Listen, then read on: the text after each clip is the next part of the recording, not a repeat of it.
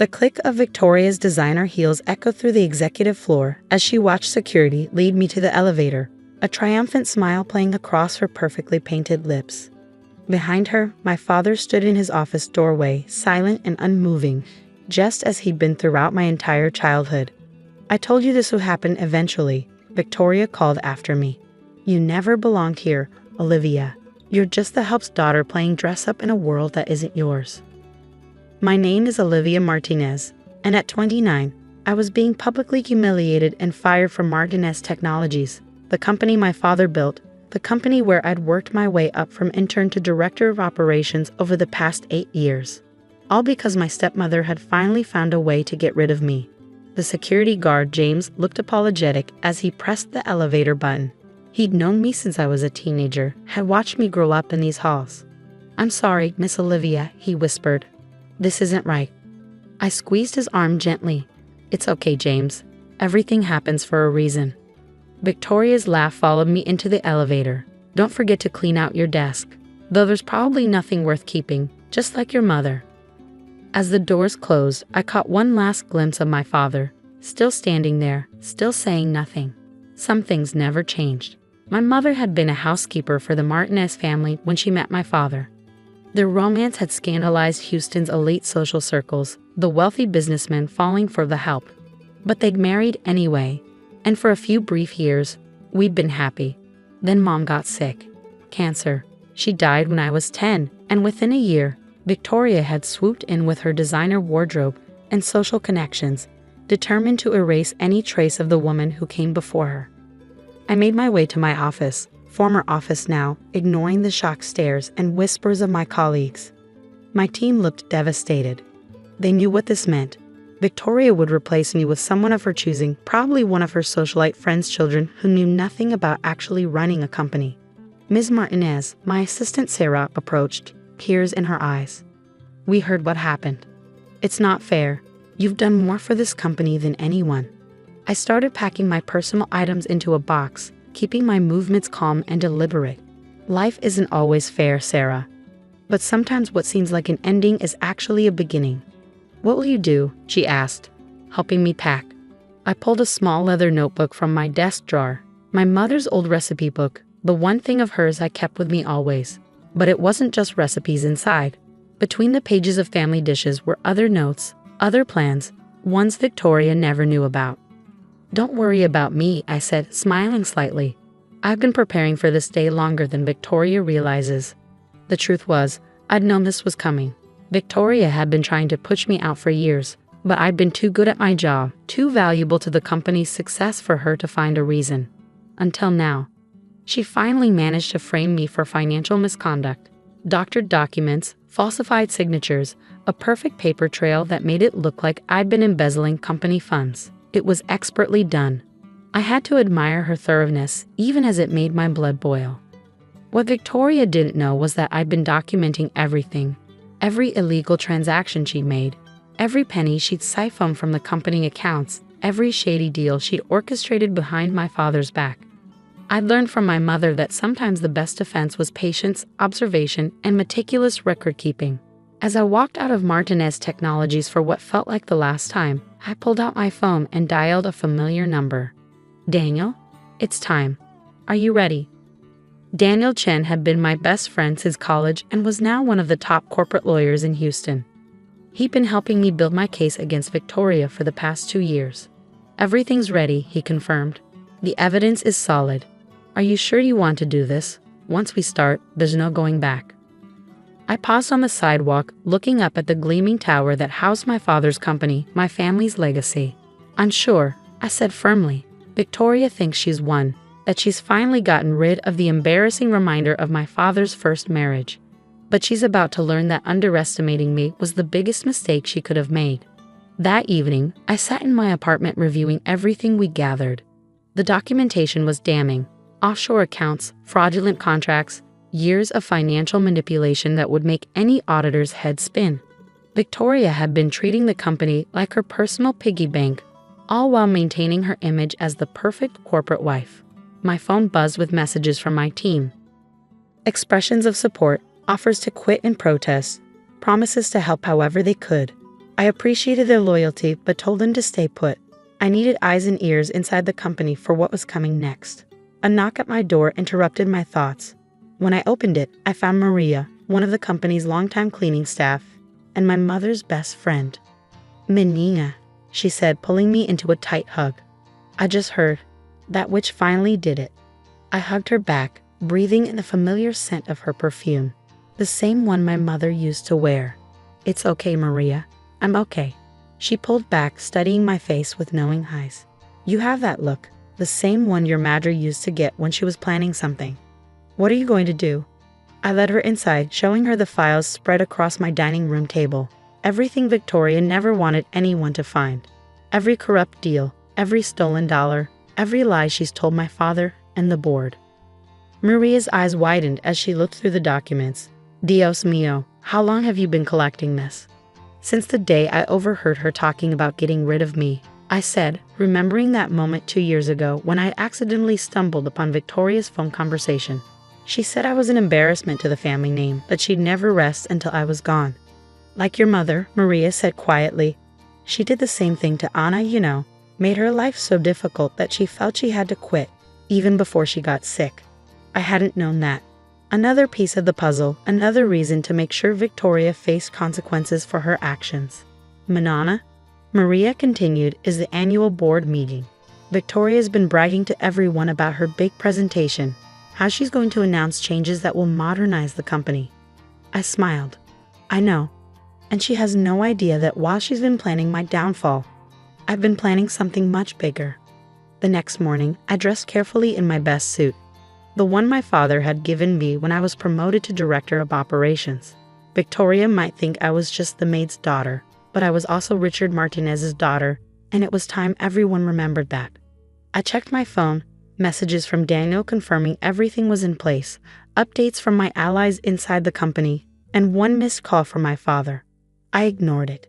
He'd had years to stand up for me, to see what his wife was doing. His silence had been his choice. As I grabbed my keys and the thick file of evidence we compiled, I caught my reflection in the mirror. I saw my mother's eyes looking back at me, determined, fierce, unafraid. She taught me to stand up for myself, to fight for what was right. Victoria was about to learn exactly what that meant.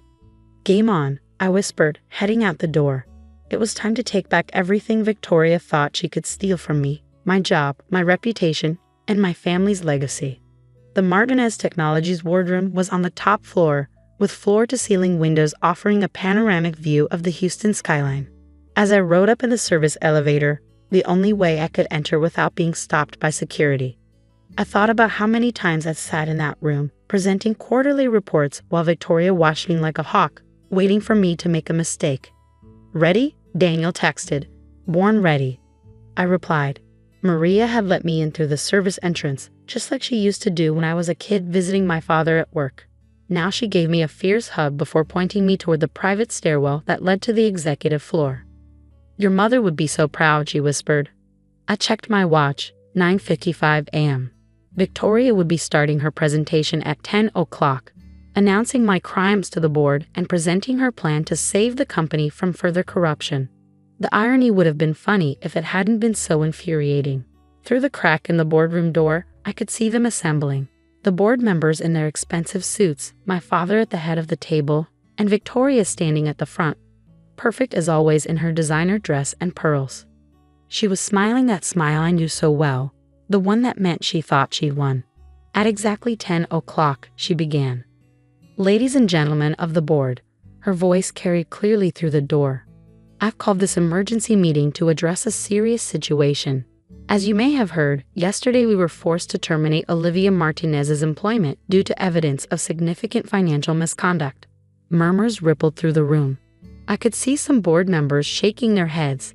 They'd worked with me for years, trusted me. "I know this comes as a shock," Victoria continued, her voice dripping with fake sympathy. "We all wanted to believe in Richard's daughter, despite her humble origins. But the evidence is clear."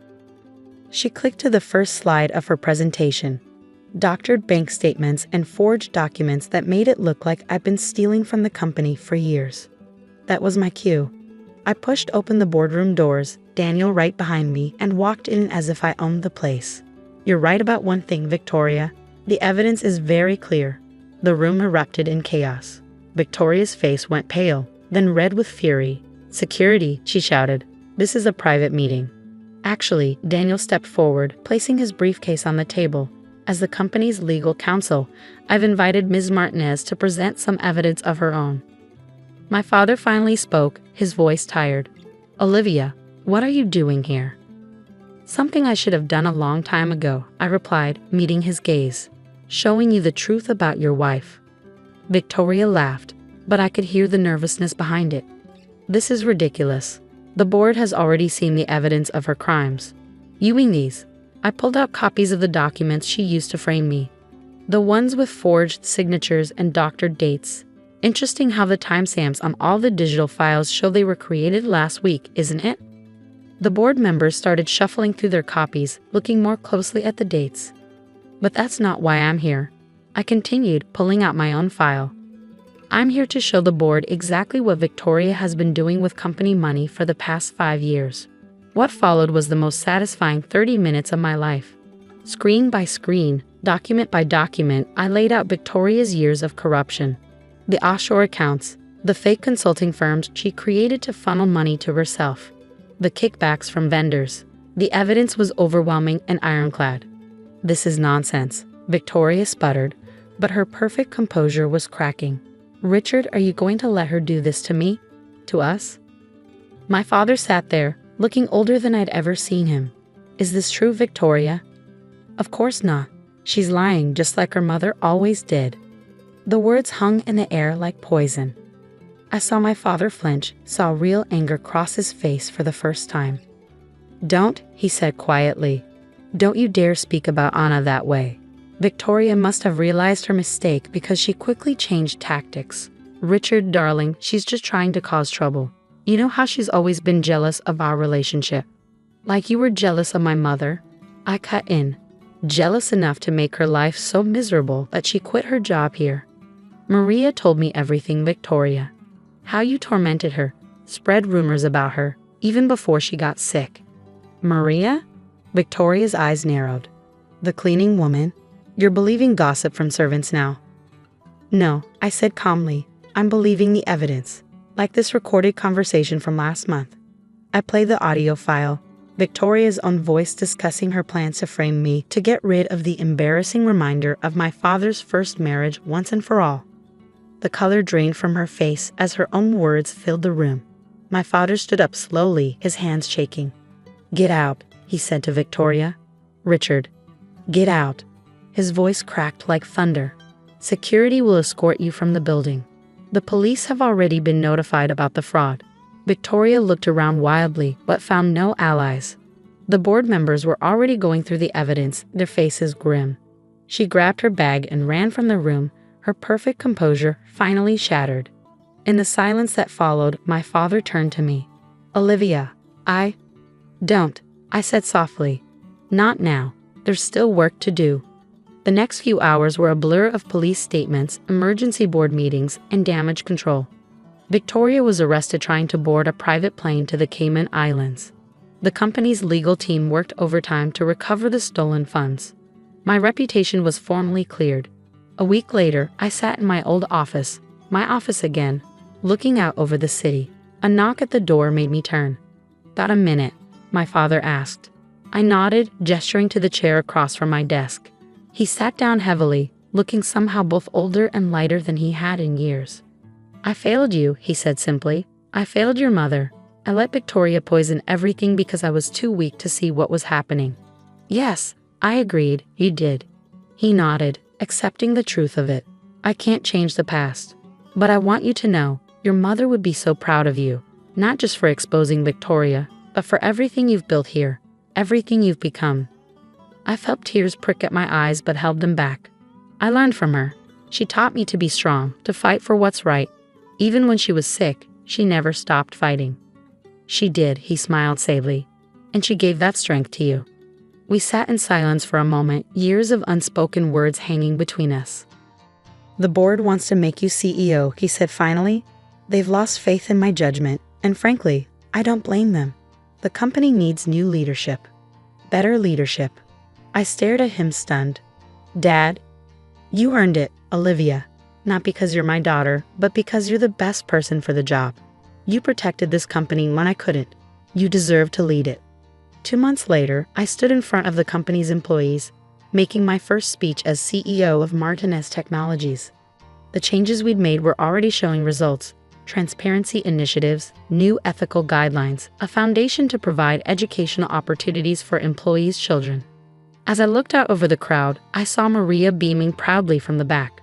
I saw my old team, now in leadership positions they'd earned. I saw my father, retired but finally present in a way he hadn't been for years. And in my mind, I saw my mother, not the way she looked when she was sick, but the way she was when I was small. Strong, loving, unafraid to stand up for what was right. Victoria had thought she could erase us, the maid and her daughter, the embarrassing reminder of a past she wanted to forget. Instead, she only made us stronger.